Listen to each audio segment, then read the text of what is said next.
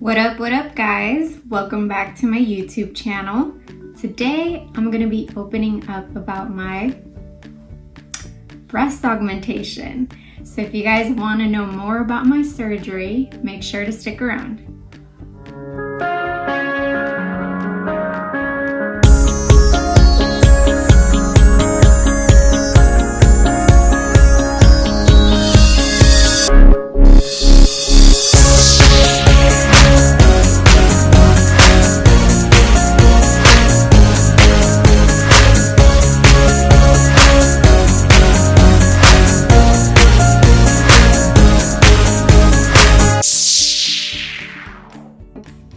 Alright guys, so let's just jump right into it. So I got my breast augmentation done back in 2013. It was on September 23rd to be exact. I was 21 years old, and let me tell you that it's been the best decision that I've made for myself, because at the end of the day, it is for yourself.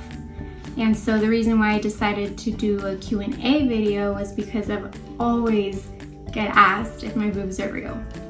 And so it's always been an uncomfortable topic for me to talk about because, you know, coming from a Hispanic family, I feel like a lot of us are very conservative. But then at the same time, it's like, you know what?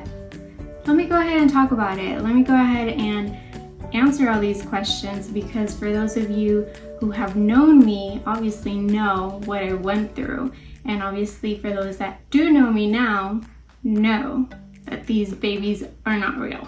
So I went ahead and did a Q&A on Instagram and Facebook for those of you who, you know, wanted to ask questions, because it's mainly girls who really come up to me or send me DMs or message me about, you know, my breast augmentation. So I wanted to be just a little bit like of a help for you girls that, you know, who maybe want to get their boobs done in the future or are thinking about it and just, you know, have some questions.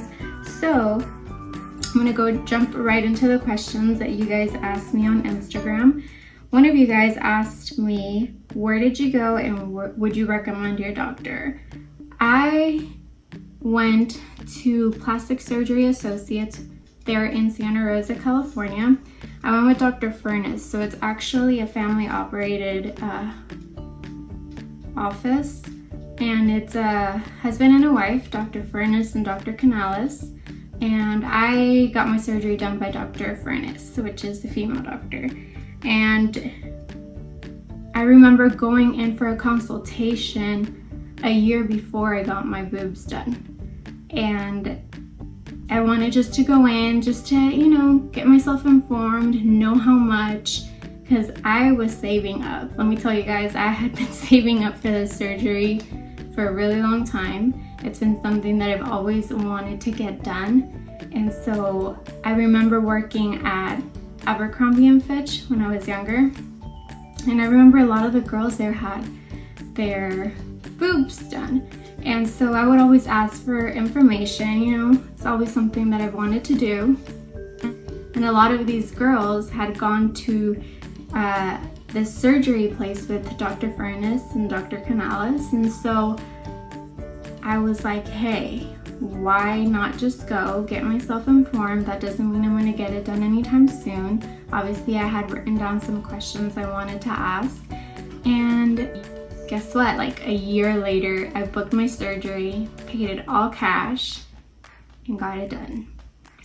So that's the story behind that. But to answer that question, I would recommend them. They are in Santa Rosa. They're called Plastic Surgery Associates. And like I said, it's family operated. So it's a husband and wife, and they're both plastic surgeons. And let me tell you, their service is amazing there. So I would truly, truly recommend it. Only if you guys are doing it for yourselves, no one else. Those are my recommendations. But yes, I truly recommend them. So if you guys are, ladies, are interested in any type of plastic surgery, they're your go-to. So yeah. So another question that I get asked is if I lost any sensation. And I did a little bit, not much. I think it's something where they let you know it's possible. And I think a lot of my sensation I gained back within time, but I remember the first few months, even up to a year, I remember it's been my right breast that lost a little bit more sensation. And I mean, up to now, I don't feel it 100%, but it's mainly all there. But I mean, you do lose a little bit of sensitivity, which is explained to you when you're there. Another question that I got is, how long did my recovery take? My recovery took roughly about 3 weeks to a month, fully, because I remember at the time I was working at a dental office and I had already asked for days off. I remember asking for 2 weeks off, but within that whole time period, I got offered a job with a better pay, and I remember telling them, you know what, I have the surgery scheduled though, and I did ask for 2 weeks, but since this other office that I was offered a job at seemed a slower paced office because it was a private office, I decided to only take 1 week off, which, let me tell you guys, I don't think that was the best decision, because after a week of my surgery, I went back to work and it was tough. I remember going, like the first day when I went back to work, just driving was very hard. So my implants were placed under the muscle, so that made it hard for any little movements that I made with my arms, very painful. So obviously going into the second week, it was still, you know, obviously not healed yet. And I remember driving to work and barely able to turn the steering wheel. It was very painful, I remember. So I want to say my full recovery took maybe about a month, but maybe within like the third week, I was feeling a little better. But if you do get the surgery done, if you are ever thinking of getting this type of surgery done, make sure you take anywhere from 2 to 3 weeks off, especially maybe the type of work that you do, because if you do work a lot with your hands, which is something that I do because I'm a dental assistant, I wish I would have taken the 2 weeks and not just have gone with the 1 week. And even though they were super helpful at work when I went back, I think, you know, it still like would have been nice to just have taken that week off, you know, just to rest and recover a little more. But yeah, that's that question. And then another one of the questions was pain, and if so, how much? Well, going back to my Abercrombie and Fitch days, when I would be asking the girls that went through that surgery, I remember asking them how painful it was.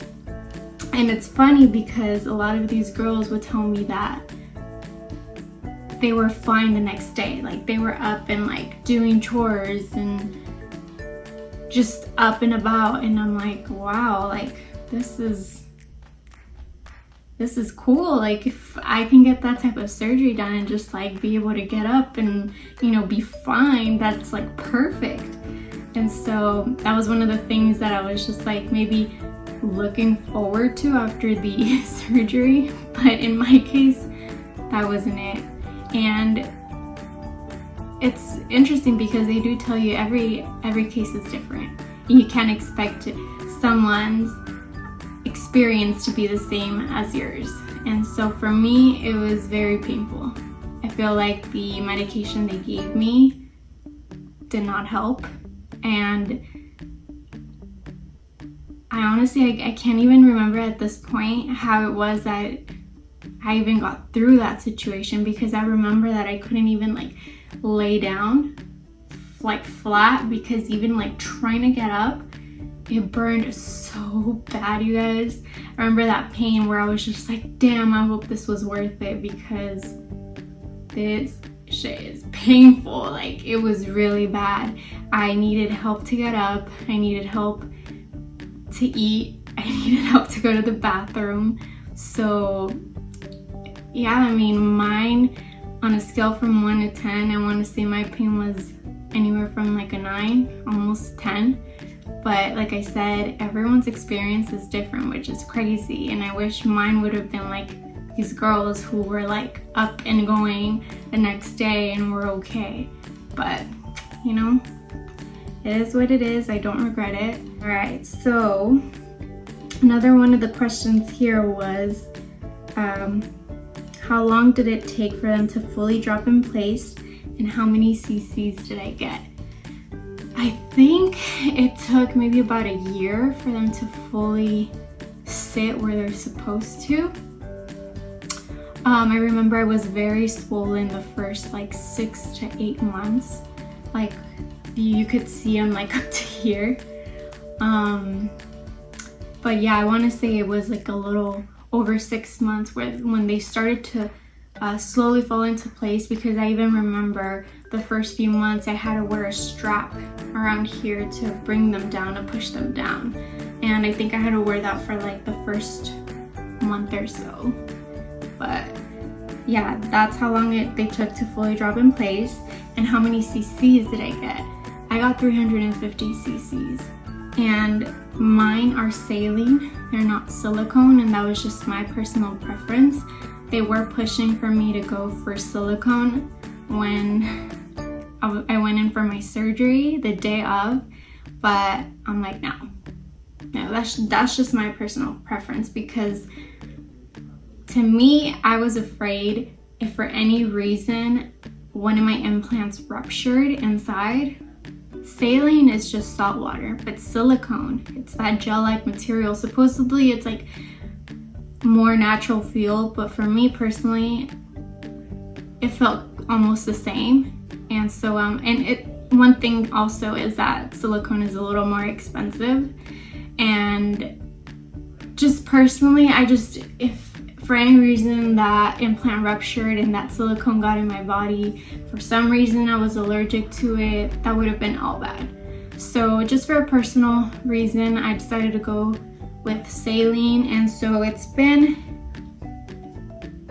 7 years, guys, with my implants, and I've had no problems. And I remember another question that I got was that, are they recommended to be replaced every 10 years? So I remember going into my consultation before getting them done, and that was one of my questions, because I'm like, I am not trying to get a surgery done every 10 years to get these replaced, you know, if they're doing fine. And so what the doctor told me was that you don't have to replace them every 10 years.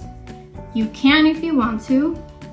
You can if you want to go bigger, or if you want to change the material, which for me would be from saline to silicone. And so that made me happy, because I'm like, okay, well, if they're doing good, then I don't have to change them. So if that was the case, I would have to be changing them in 3 years, which personally I don't want to go through that pain again. But you know, obviously if there was something wrong, yes, I would have to change them. But for now, let's hope there isn't, so I don't have to change them. Another question that I got was, how much did it cost? So keep in mind, this was 7 years ago. They may have gone up price-wise, but I paid $6,000. And I remember looking into like other surgery offices, because to me $6,000 was a lot, but not a lot, if you know what I mean, because I've always heard stories about these people who drive down to LA or drive down to Tijuana or Mexico and get their boobs done for like $3,000. And so I'm like, should I do that? Should I look into it? But then going back to where I work in the dental field. A lot of people, I know dental is expensive, but a lot of people decide to want to go to Mexico to get their work done, their dental work done. And you know what, guys? You pay for what you get. And I mean that in the most not fucked up way, because Mexico doesn't have the same regulations as the US does. and so they work differently, their materials are different. And so a lot of the patients that end up going to Mexico to get their dental work done end up coming back with excruciating pain or work that wasn't done properly. And so I thought about that, and I'm like, you know what? Let's not. Let's just save up the money to get to $6,000, 6,000, and just get it done here. That way I don't have to book a flight or have to worry about anything else. That way I just get it done. It's here at home, maybe a 10-minute drive to my house, and just recover.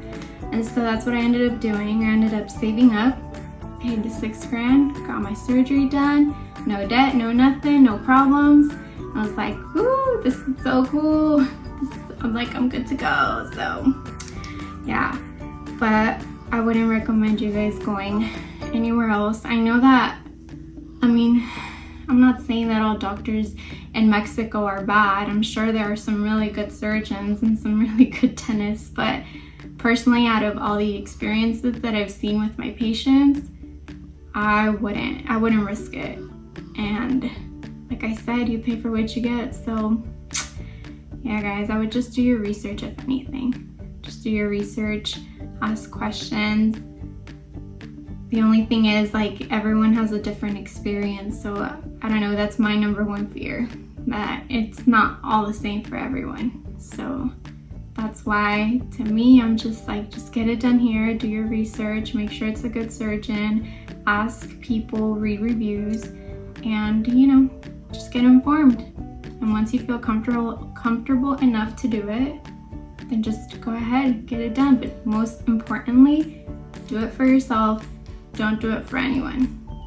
That was one of the things that I made sure that it was for me before I got it done. Because I remember being in a relationship at the time, and I remember my ex at the time did not want me to get the surgery done.